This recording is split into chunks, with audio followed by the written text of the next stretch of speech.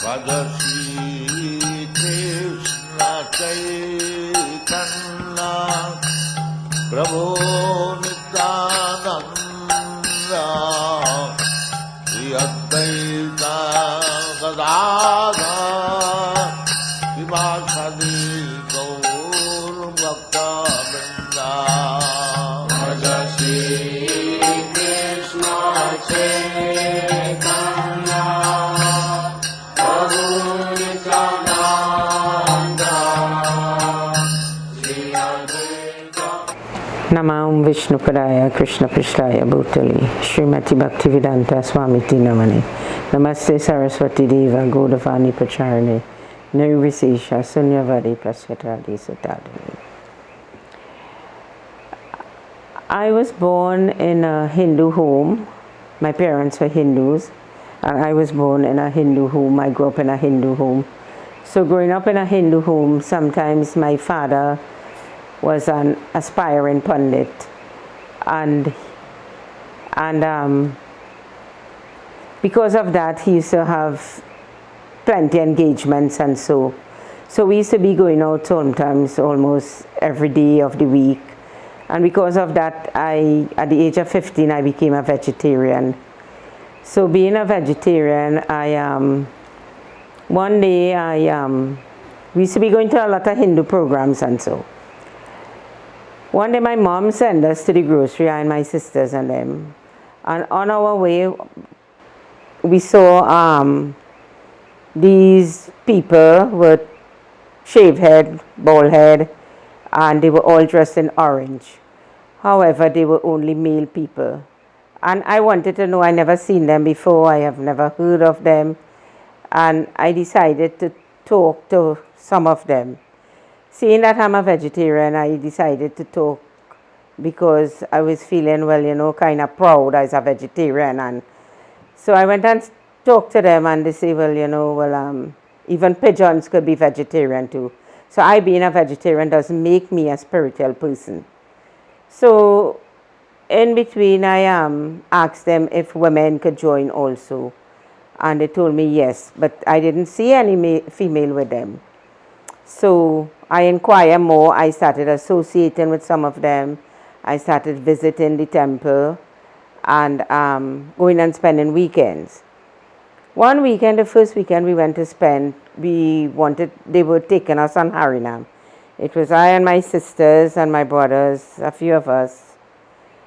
And we were going on Harinam on the street because I always wanted to experience something like that. So when we got dressed and we decided to go, one devotee, female devotee, was living in the temple, that is in St. Augustine, Trinidad. And she told us that we cannot represent Srila Prabhupada with our head uncovered. I didn't want to cover no head. My sister didn't want to cover no head. Because we think that is an old people style, to cover your head and put sari over your head. So we did not do it. And she told us we cannot go on the street. So there was a little misunderstanding. Anyway, I decided I want to follow Srila Prabhupada. So I did cover my head, and we went on Harinam Sankirtan in some part of Trinidad. I think it was Shogunas. So by associating with the devotees and going to the temple, I found out about the temple in 1974, late 74, in 1975. I became more interested in Krishna consciousness. In 1976, I got married. I got married in 1976, and I and my husband went to India in 1977. It was that same year in 1977 I got initiated and got the name Tattva Darshini Devi Dasi. The temple president at that time was Taksha Prabhu. He went to India and he got our beads chanted on by Srila Prabhupada and our names, and came back and had the ceremony on somewhere, I think it was in April. So during that time, we heard of Srila Prabhupada getting sick and would not be able to travel. But Srila Prabhupada had intended to come to Trinidad, but he never came to Trinidad. The furthest he reached in the South American country was Caracas. I was not around then, and he came to Caracas and he went there. When in 1977, after I got initiated, and we decided to go to India, I and my husband. So we left for India in August. During that time, Prabhupada was very, very sick, and everybody, all the temples used to say a prayer to Krishna to save Srila Prabhupada, for Prabhupada to stay. So when I went to India, we were looking for a temple to station in, and we went to Bombay first, then we went to Mayapur. We visited a few temples well. So we decided to stay in Delhi temple. All that time Prabhupada was in Vrindavan. So while we were in Delhi, we keep saying these prayers every morning there to beg Srila Prabhupada to stay for us. I have never seen Srila Prabhupada in person before, and I was interested very much in seeing him because I wanted to see the person who I was going to accept as a spiritual leader and this kind of thing. So while saying the prayers in November, we got up a morning, the Kaviraj was updating us with, Prabhupada is going down and down and down. So we say, Prabhupada is a pure devotee, and the Kaviraj cannot say when Prabhupada would leave this world and go back to the spiritual world. So lo and behold, on the 14th of November 1977, we got the news that Srila Prabhupada has left his body. So my husband decided, because he wanted me to see Srila Prabhupada, he decided to go to Vrindavan. So we went there, we got a taxi and we went there, and I got to see Srila Prabhupada, but I was amazed and shocked and disturbed. From the picture I was seeing as Srila Prabhupada to the person I was seeing there, but I knew he was very, very ill and he was going down and down and down. So we were able to go with Srila Prabhupada to the different temples in Vrindavan, through the big temples in Vrindavan, and then we were there when they were putting him in Samadhi and doing all the rites for Srila Prabhupada, final rites. So after that year, we went back to Delhi the same day. So my service in Trinidad used to be like helping out, make up Tulsi Arati, make up Arati trays and that kind of thing. But I didn't stay in Trinidad for long after I joined the movement. It was just a few months, and after we went to different temples in India. So when I was in Delhi, I was not Brahmin initiated. So I and my husband used to cook for the devotees. Because he being Brahmin, he used to do arati, and I used to help out, like make up trays and so. And we used to cook the morning offering. She used to go on life members, and I used to more like be home. We didn't stay there for long, as Adi Keshava was the GBC of Trinidad then. So we met him in Delhi, and he told us what we're doing here, that it have no service there, and kind of thing. We accustomed to doing book distribution in Trinidad, but however, when we went to India, we couldn't, it didn't have it like we would do it in Trinidad. So we stayed in Delhi for a while, and then Adikesh told us, Adikesh Shava, he was Maharaj then, he told us to go to Mayapur. So this was our second visit to Mayapur. The first time we did not stay. So while staying in Mayapur, I used to help like with deities' clothes. At that time, Krishna Rupa was in charge of sewing for the deities.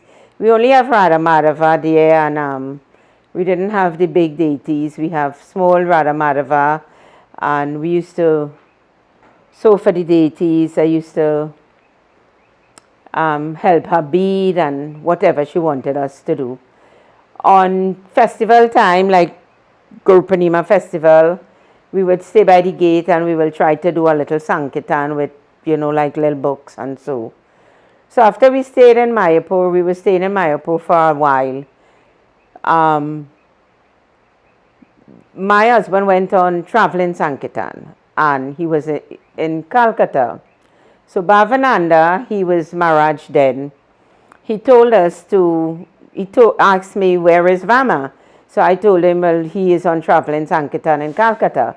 So he said, no, you and your husband should not be separated. So he said I should go to Calcutta. So he arranged with Srila Prabhupada car and a driver to take me to Calcutta. When I went there, Satyarana Maharaj said, he was Maharaj also then, it don't have space for me and it don't have space for women and I should go back to Mayapur. So I did go back to Mayapur, and when Bhavananda Maharaj saw me, he said, no, well, if you cannot stay there, well then Vama will have to come back here. So then he said, okay. And they arranged for Grahastha Ashram and so in Calcutta. There and then I pick up on service. There we used to take care of the Jagannath deities and Lord Chaitanya. We used to dress them on mornings. We used to cook the lunchtime offering. We used to do the fruit offering, make up the fruit plate. Narayani Mataji used to, she and her husband Puna Pragya, they were like head pujaris there. So we work under them. And we used to make up the fruit plate offering. And then we used to cook the evening offering, the 7 o'clock offering. Sometimes Vama will have to do the arati, or sometimes I may have to help on the altar. At that time I did get initiated, Brahmin initiation in the Mayapur festival. I did get Brahmin initiated, so I started doing pujari work in Calcutta. So they did the fire jagya for the Guru Purnima festival, and Jayapataka Maharaj had given me the mantra, the Gayatri mantra. I remember well when I went in Prabhupada room in Calcutta, that Madri Devi Dasi Mataji was there, and she went with me when I was getting the Gayatri mantra. So that is when I started deity worship on the altar. I even learned to sew for Lord Jagannath and Lord Baladev and Subhadra. I used to do sew for them. But it was not hard because the outfits had come already cut out, so it was just to do like little stitching at the ends and so. So I did learn some sewing there for the deities there. And for Jagannath festival, for like Ratha Yatra, we were pujaris for them, so therefore we had to go, and my husband used to go in the park and we used to stay there with them. They made facilities for us to take care of the deities there, and we used to have a little makeshift little room where we used to stay, and we used to cook for them, and so we stayed there on the park, in the little thing for like 7 days, because for Ratha Yatra they used to carry the deities and they used to stay for 7 days and have Pandal program every night where Jayapataka Maharaj used to be lecturing, and so in Bengali and English or whatever. So while we were staying there, we didn't have no facilities for bathroom and things, so we had to go walk a little way to life member house to get facilities. So it was not a problem. We enjoyed doing it. And we stayed there in Calcutta for like 2.5 years, being the pujaris and cooking and taking care of them. When I was in Mayapur, every morning when Pishima come downstairs, I used to different devotees used to take turns in taking her to circumambulate the deity room, and then we would take her back upstairs. I also had the opportunity of doing service for Srila Prabhupada room. I used to go upstairs and clean Srila Prabhupada room, but I did not do it for quite a long time, but the service was there that I did get to do it. So that was my service in ISKCON until I came back to Trinidad. While I was in Trinidad and we were collecting money for India, I used to do like book distribution and so. So my service in ISKCON was that.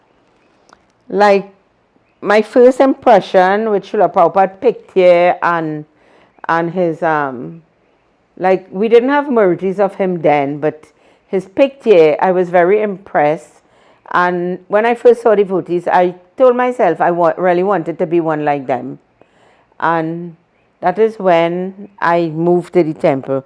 So my first impression of Prabhupada, I was impressed with him because the whole feature of Srila Prabhupada was different to any other Pandit or any other Swami or any other sannyasi. I felt something, I saw something in him that I never felt it in nobody or see it in nobody. I did not have direct association with Srila Prabhupada, but whatever I had with him is when he left his body, and going with him on parikram and putting him in samadhi and all that. I was grateful to be there. I think I was blessed and fortunate to be there at that time seeing him. It was my first time seeing Prabhupada in person, and I was grateful for it, because I and my husband were the only two from this country experienced that in seeing Prabhupada being put into samadhi.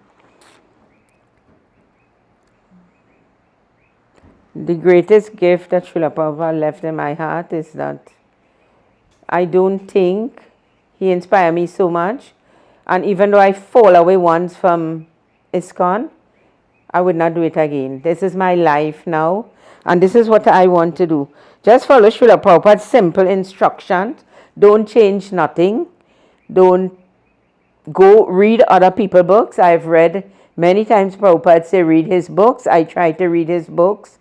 I try to follow his instruction as I try to follow his instruction as much as possible. When I came back to Trinidad, I started back in the temple. I started working, and so, well, I fall away for a few years. That is when I had my children, and because the temple was very far away from me and I didn't have access to the temple. But I used to always tell myself when there is a temple close by, I would continue my spiritual life. I never break the regulative principles. I follow the regulative principles. And so happened, Aruka temple, not far from me, was established, and I started going there. I started cooking there. I had my cooking days. I had my altar service days. We had, like food for life. We had some veggie that I used to cook for. And that kind of thing. I like cooking because I learned cooking, and I learned the ISKCON way, the Oriental way of India. I learned some cooking in India, different styles of cooking. And when I came back to Trinidad, I started, like putting it into practice. I did a few cooking class where a few devotees learned cooking from me. And my really life now as a retiree from working and so is to spend as much time, like reading Srila Prabhupada books and doing whatever I could do to uplift my spiritual life. And that is it. I went back to India another time, because the first time I stayed 3 years in India, I never get to attend the festival. I went to Mayapur festival once, and I could not go again because I had so much service in the temple in Calcutta to do. I went back on parikram because I never had that opportunity when I was living in India. So places that I never see, when I came back 24 years after, I went back to India in 2006, and I get to visit a few places. Well, my thing that I would, parting words for some present and future generation is that we should stick to Srila Prabhupada rules and regulation, respect older devotees, senior devotees, try to serve them as much as possible, and have that humility Like when I now join ISKCON, even though a devotee come a day before, we had that, they were older than us, so we had to show that respect. And in closing, I would give like, continue following Srila Prabhupada rules and simple living, high thinking. Yes, I know we all want nice things and so, but let us follow Srila Prabhupada. Don't take out, don't put in. Don't read no other books by no other gurus, no other swamis, and stick to Prabhupada books. The books that Srila Prabhupada gave us, we cannot even begin to understand.